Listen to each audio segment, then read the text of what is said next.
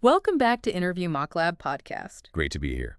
Today we're tackling that question that can send shivers down even the most seasoned job seeker's spine. What are your salary expectations? Oh, yeah. The big one. It really feels like a tightrope walk, you know?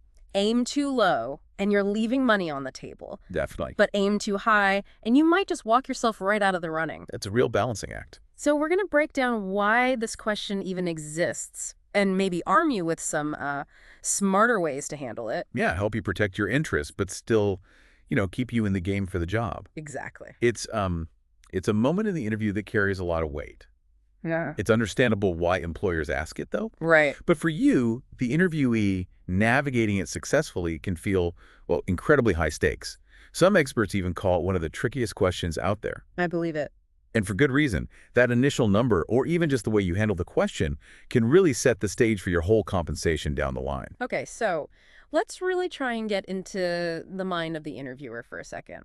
Why do they ask this? Sometimes it feels like it's one of the first things they want to know. Yeah, it can feel a bit like they're trying to box you in right from the start. But honestly, it often boils down to just practical things. Money. Right, the budget. Exactly. Companies generally have a salary range already sort of allocated for each role. Okay. So they need to figure out pretty early on if your expectations fall, somewhere within that ballpark. Just to make sure they're not wasting time. Pretty much. Yeah. To ensure they're not investing significant time interviewing everything else on a candidate whose financial needs they just can't meet. Okay, that makes sense. Think of it as like a mutual efficiency check. Yeah. It also helps you, the candidate, figure out if the opportunity lines up with your own financial goals. Yeah, fair enough. So knowing it's such a delicate dance, what are some savvy moves we can make when this question pops up? 'Cause sometimes you're just not ready to put a number out there. Totally. And that's okay. One really strategic approach is to try and steer the conversation away from a direct number, at least at first. Okay. And there are perfectly good reasons for doing that. Yeah. Maybe you felt, underpaid in your last role. Right, and you don't want that anchoring the new discussion. Exactly. You don't want that past figure kind of influencing their current perception of your value. Or maybe you just don't have the full picture yet. You're still trying to get a clear sense of the role's full scope, the demands. Yeah, what's really involved. Right. Which makes it hard to accurately price yourself just yet. You absolutely have the right to protect your negotiating power here. That's a good point. Yeah, your leverage is usually strongest once they've really seen what you bring to the table and they're, genuinely impressed. That's when you want to talk numbers. Okay, so how do you gracefully sidestep? How do you avoid giving a number without sounding like you're being, I don't know, difficult or evasive? Yeah, that's the trick. There are a couple of pretty effective techniques. One is to politely kind of turn the question around, Okay. ask about their salary range for the role. Ah, put the ball back in their court. Exactly.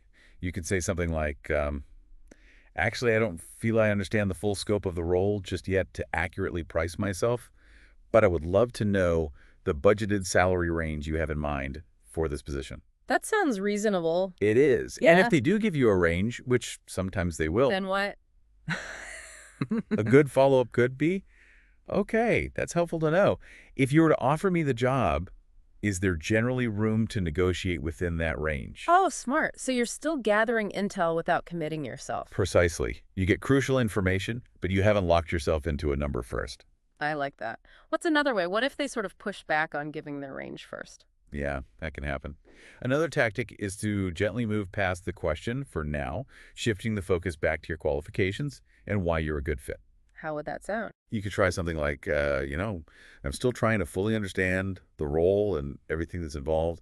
I'd love to continue talking about my qualifications first and why I think I'm a strong fit for this position. Okay. Kind of delaying it. Yeah. Or even a bit more direct, perhaps. That's not something I'm comfortable answering right at this moment, but I'm really happy to talk more about my qualifications for this role. Does that feel a bit like dodging, though? It might feel a little like deflecting, yeah. Mm-hmm. And you might get some pushback, but honestly, given the stakes, it's often worthwhile. Especially considering this history part. Exactly. It's worth remembering that in many places now, like a lot of U.S. states, it's actually illegal for them to ask about your past salary. Oh, right. I forgot about that. Yeah, that's a big shift, aimed at stopping those pay disparities from just carrying over from job to job. So protecting your current expectations is just smart strategy. That's a really critical point. Okay, so redirecting, delaying, those are key tools. But what if they're really persistent? Like they really want a number from you now? Right. If they press you. Or maybe you actually do feel like you have a solid grasp of the role and what the market rate is. Then it's time for strategy too. Then offering a salary range becomes your strategy too. Yes. Okay. But, and this is a big but, if you choose this route, you absolutely must do your homework beforehand. Preparation is non-negotiable here. So research, what kind of research? Well, first, check the job posting itself. Yeah. Sometimes they do include a salary range. That's gold. Yeah, if it's there, definitely use it. Absolutely. Position your expectations within or maybe slightly overlapping it, depending on your experience. But even if it's not there, And what? you need to hit the usual resources, websites like Glassdoor, Salary.com. They can give you typical ranges for similar roles. But those can be broad, right? They can be. You need to filter by your location, your years of experience, the specific industry. Get as granular as you can. Makes sense. Location matters a lot. Hugely. And also, don't underestimate the power of your network.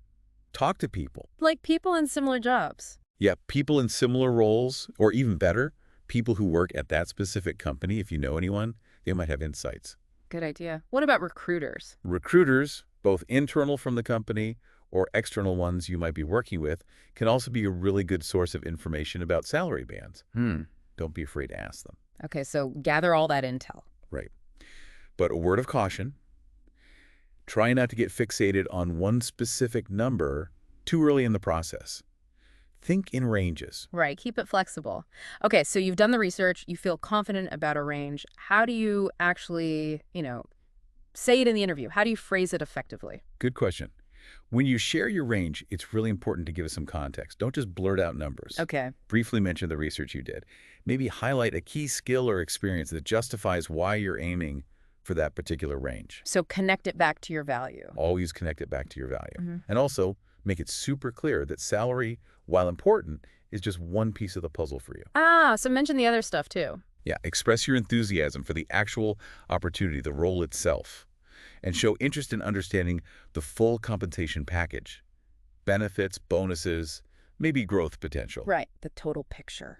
Exactly. And finally, try to convey a sense of flexibility. You want to sound like you're open to a conversation, not like you're making some kind of non-negotiable demand. Okay, that makes sense. Could you maybe give us a couple of examples? Like, how might that actually sound? Sure. Let's try a few variations. Yeah. You could say something like, well, based on my understanding of the responsibilities and my research into similar roles, meeting my level of experience, I'm looking at a salary range of, say, $6. Okay. And then add, of course, salary is just one component. I'm very interested in learning more about the full benefits package and the overall opportunity for growth here. Nice. What's another way? Maybe focus a bit more on your background, like, given my specific experience in mention a key relevant skill or area, my salary expectations fall in the range of $6. This aligns with the research I've done and some conversations I've had within the industry. I'm really confident I can bring significant value to this role, and I'm definitely eager to discuss the complete compensation structure you offer. Okay, emphasizing confidence and value. Good. One more maybe? Sure. You could also try. My research indicates that for a role with these kinds of responsibilities and requiring my particular skill set, a typical salary range is around $6. Setting the market context first. Exactly. Then follow with. But I want to stress that compensation isn't my only priority here. I'm very interested in understanding the benefits, the company culture, and finding a place where I can really contribute long-term. So I'm definitely flexible and open to finding the right fit for both of us. I like how that signals flexibility quite clearly. Yeah. And remember, these are just templates, right? You absolutely need to tailor them. Makes them sound like you. Right. Authentic. And always, always tie those salary expectations back to the value you believe you'll bring to that specific company and role. Those are really helpful, concrete examples. Thank you. So it really sounds like there isn't one single magic answer. No, definitely not. It's more about being informed, strategic, and just feeling confident in whichever approach you choose. That's it, exactly. Right. Ultimately, how you choose to respond is your decision. But by understanding why they're asking and having these different strategies sort of in your back pocket, Yeah. you can definitely navigate this part of the interview, which Yeah, can be pretty stressful with a lot more ease and confidence. This has been packed with really practical, actionable advice. Thank you so much for breaking it all down for us. My pleasure. The goal is just to empower you, the listener, to have these conversations feeling prepared and more in control. Well, we really hope this discussion has given you some valuable insights and maybe more importantly, some practical strategies for tackling that salary expectations question in your next interview. Yeah, fingers crossed it helps. Remember, like we said, a little bit of preparation really can go a long way in boosting your confidence. Thank you so much for tuning in to Interview Mock Lab podcast. If you found this helpful, please do like and subscribe to our Interview Mock Lab YouTube channel for more interview tips and guidance.